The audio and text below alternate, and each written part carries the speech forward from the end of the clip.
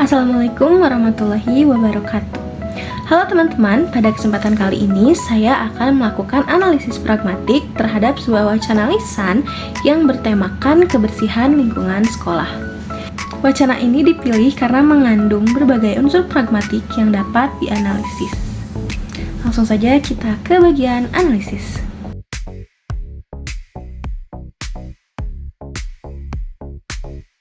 Berikut adalah contoh situasi. Teman-teman, halaman sekolah kita terlihat kotor karena banyak sampah berserakan. Iya, padahal tempat sampah sudah disediakan di beberapa titik. Kalau kita ingin lingkungan yang nyaman, sebaiknya kita mulai membuang sampah pada tempatnya. Benar, besok pagi kita adakan kerja bakti bersama ya.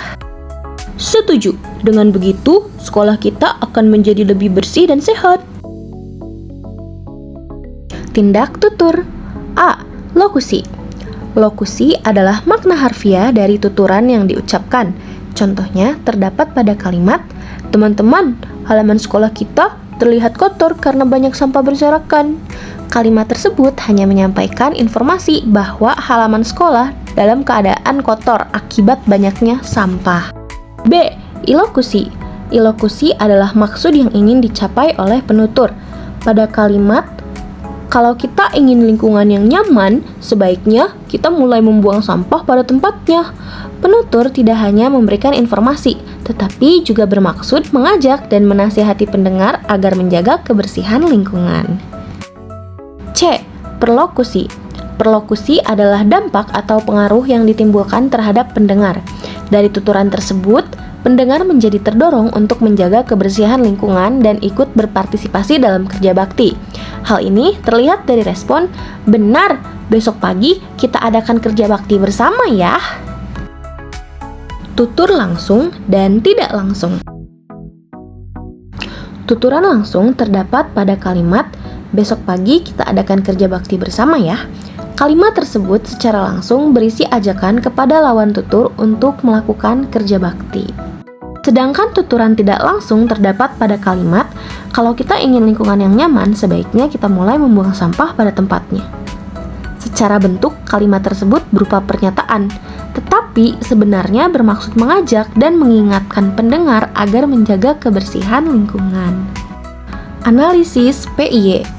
Presuposisi.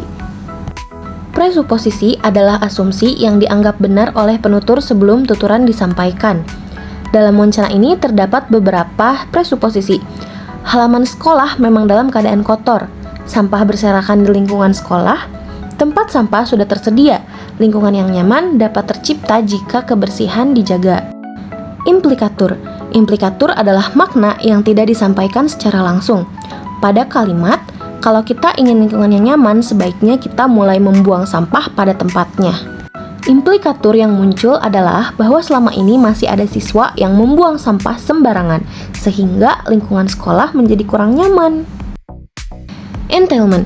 Entailment adalah makna yang secara logis tergandung dalam sebuah tuturan. Kalimat, tempat sampah sudah disediakan di beberapa titik, mengandung makna bahwa pihak sekolah telah menyediakan sarana kebersihan, sehingga siswa memiliki fasilitas untuk membuang sampah dengan baik dan benar.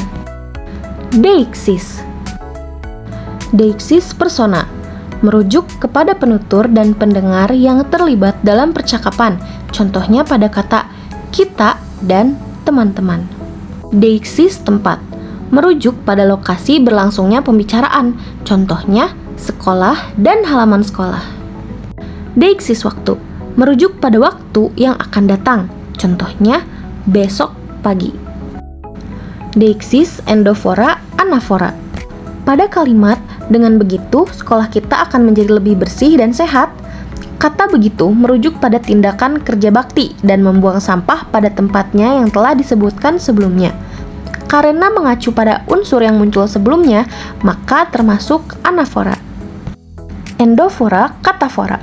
Jika dalam suatu tuturan terdapat kata yang merujuk pada informasi yang akan disebutkan setelahnya, maka disebut katafora. Dalam wacana ini tidak ditemukan penggunaan katafora secara jelas.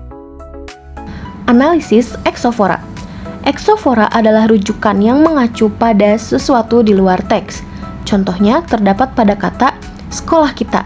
Makna kata tersebut hanya dapat dipahami apabila pendengar mengetahui sekolah yang dimaksud dalam situasi nyata.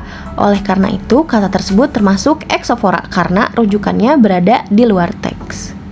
Berdasarkan hasil analisis, wacana tersebut mengandung berbagai unsur pragmatik, yaitu tindak tutur, tuturan langsung dan tidak langsung, lalu ada PIY, ada deiksis, dan ada endofora. Melalui analisis ini dapat diketahui bahwa bahasa memiliki fungsi tidak hanya untuk menyampaikan informasi, tetapi juga untuk memengaruhi pendengar. Sekian yang dapat saya sampaikan. Terima kasih. Wassalamualaikum warahmatullahi wabarakatuh.